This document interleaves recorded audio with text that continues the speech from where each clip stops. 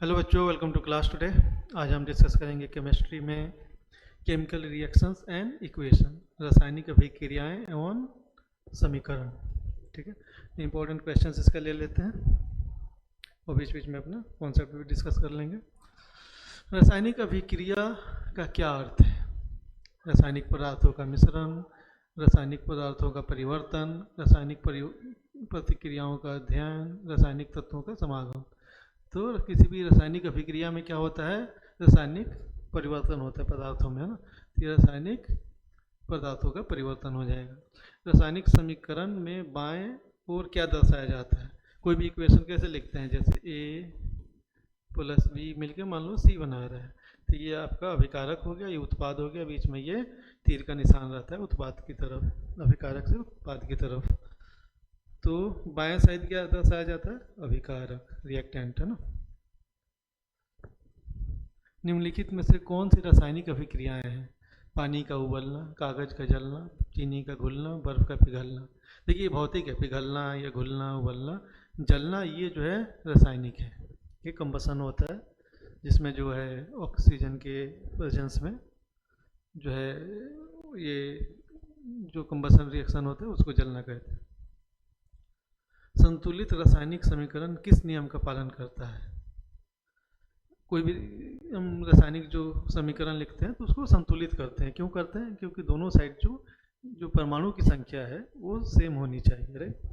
क्यों सेम होनी चाहिए? क्योंकि द्रव्य संरक्षण का नियम को फॉलो करता है कि द्रव्यमान जो है किसी भी रासायनिक जो है अभिक्रिया में द्रव्यमान जो है वो संरक्षित रहता है। द्रव्यमान को न तो हम उत्पन्न कर सकते हैं न उसका विनाश हो सकता है, तो इसीलिए जो द्रव्यमान के संरक्षण के नियम को ये फॉलो करता है।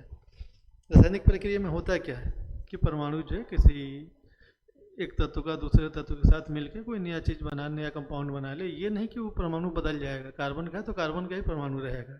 ये नहीं कि ऑक्सीजन बन जाएगा, क्लोरीन बन जाएगा ना। तो बस एक दूसरे के साथ तो मिलकर कुछ और दूसरा कोई कंपाउंड, दूसरा यौगिक बना ले, लेकिन परमाणु वही रहेगा, उनकी संख्या उतनी ही रहेगी, तो इसलिए उनको संतुलित करना पड़ता है। जैसे Mg और O2, ये क्या बनाएंगे? MgO बनाएगा। अब इसको देखते हैं MgO, इधर तो Mg, इधर भी Mg, तो दो O2 के दो है परमाणु, ऑक्सीजन के इधर एक ही है, तो ये दो लगा देंगे। दो लगाएंगे तो ऑक्सीजन दो हो गया, लेकिन मैग्नीशियम भी दो हो गया, तो यहाँ भी दो लगा देंगे, संतुलित हो गया। तो इस तरीके से अब मैग्नीशियम मैग्नीशियम ही रहेगा, ये नहीं कि कुछ और बन जाए, ऑक्सीजन ऑक्सीजन ही रहेगा, ये नहीं कि कुछ और बन जाए। इसलिए जो द्रव्यमान के संरक्षण के नियम को फॉलो करता है। एक मिनट, सॉरी, हेलो, कॉल करता हूँ। जब दो पदार्थ मिलकर एक नया पदार्थ बनाते हैं तो इसे क्या कहते हैं? संयोजन, अपघटन, विस्थापन, ऑक्सीकरण। अब नाम से ही देख लो, संयोजन मिलने का हो गया, अपघटन टूट के बन रहा है, विस्थापन एक जगह से दूसरी जगह जा रहा है, ऑक्सीकरण जिसमें ऑक्सीजन जुड़े या हाइड्रोजन निकले, तो संयोजन होगा, मिलकर बना रहा है।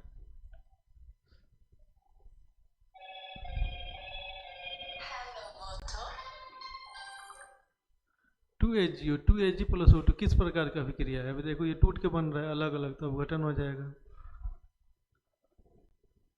Fe plus CuSO4, FeSO4 plus Cu निकल गया, तो इसके साथ ये जो इस सल्फेट इसमें से निकल के जाके आपके Fe के साथ मिल गया, तो किस प्रकार का है? विस्थापन है। दोहरा अपवर्तन है, सॉरी, दोहरा विस्थापन नहीं। अगर ये कॉपर भी किसी के साथ जाके मिल रहा होता तो दोहरा विस्थापन होता।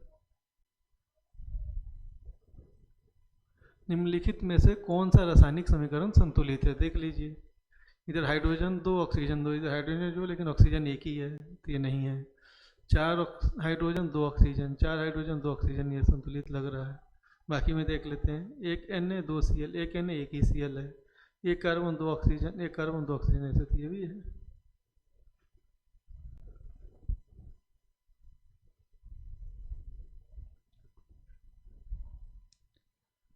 अच्छा, रासायनिक अभिक्रिया में कौन सी ऊर्जा का रूप उत्पन्न हो सकता है? ध्वनि ऊर्जा, प्रकाश ऊर्जा, तापीय ऊर्जा, सभी हो सकता है। किसी रिएक्शन में हो सके ध्वनि निकले, किसी में प्रकाश निकले, किसी में उष्मा उत्पन्न हो, तापीय हो जाएगा, तो सभी हो जाएगा। निम्नलिखित में से कौन सा रासायनिक सूत्र विस्थापन प्रतिक्रिया का उदाहरण है? अब विस्थापन जो एक जगह से दूसरी, जैसे Cl निकल के दूसरे साथ चला गया, ये भी है विस्थापन है। ये तो जुड़ जा रहा है, ये भी जुड़ जा रहा है, ये भी जुड़ जा रहा है, वही विस्थापन है।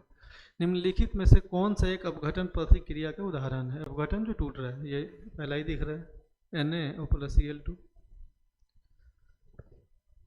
ऑक्सीकरण में क्या होता है? ऑक्सीजन का ह्रास, हाइड्रोजन का योग, ऑक्सीजन का योग या हाइड्रोजन का ह्रास, या तो हाइड्रोजन उसमें से निकले या ऑक्सीजन जुड़ जाए तो ऑक्सीकरण कहते हैं।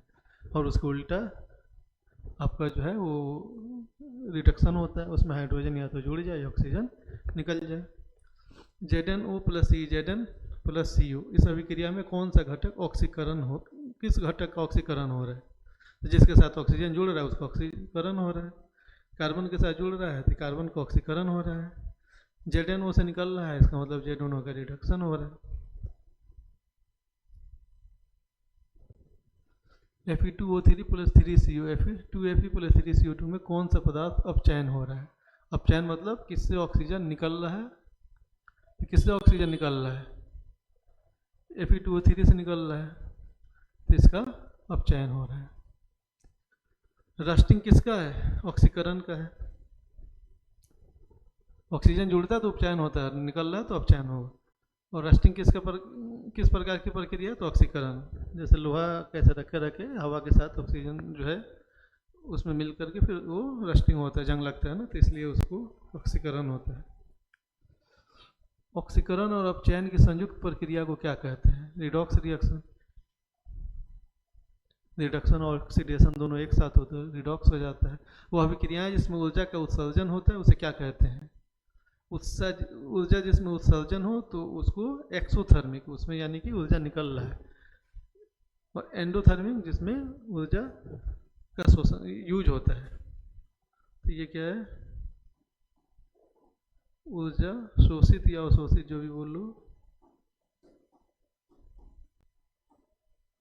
और ये क्या है? ऊर्जा क्षेपी बोलते हैं ना, यानी कि ऊर्जा इसमें निकलता है। तो एक्सोथर्मिक ऊर्जा का उत्सर्जन, एक्सोथर्मिक ऊर्जा क्षेपी है। निम्नलिखित में से कौन सी अभिक्रिया एंडोथर्मिक है?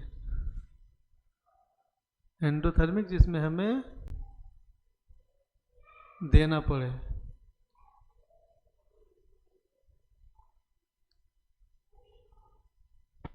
ज्वलन तो एक्सोथर्मिक है, इसमें से निकलता है कंबसन जो है।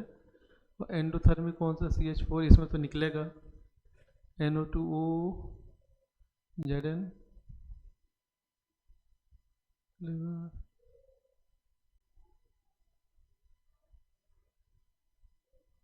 ये होना चाहिए। CO3CO2 किस प्रकार की अभिक्रिया है? इसमें हम, ये एंडोथर्मिक है, इसमें हम हीट देते हैं तब जाके ये टूटता है। एंडोथर्मिक अभिक्रिया में ऊर्जा कहाँ से प्राप्त होता है? वातावरण से। एंडोथर्मिक जो अभिक्रिया में ऊर्जा कहाँ से प्राप्त होता है? वातावरण से। अभिक्रिया CaO और H2O, CaO H2 किस प्रकार की अभिक्रिया है? मिलकर बना रहे हैं, संयोजन हो जाएगा। अभिक्रिया जिसमें आयनों का आदान प्रदान होता है क्या कहलाता है? द्विविस्थापन। आयनों के आदान प्रदान वाला द्विविस्थापन होता है। जैसे NaOH और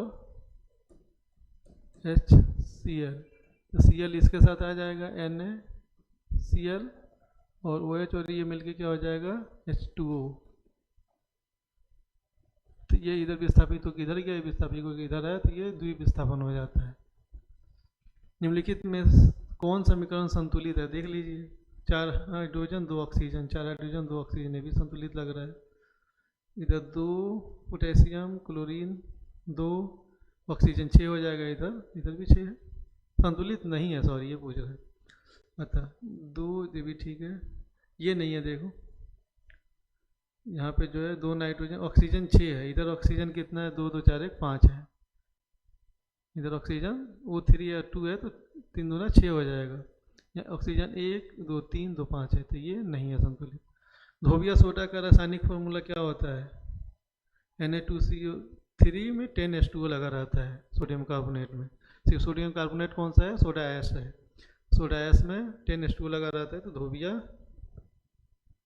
सोडा ऐश आई गया Na2CO3।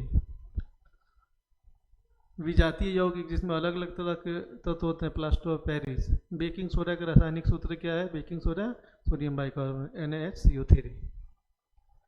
ये था आपके इंपॉर्टेंट क्वेश्चन जो है रासायनिक अभिक्रिया और समीकरण के, और इसके साथ जो है ये चैप्टर समाप्त हुआ। Thank you.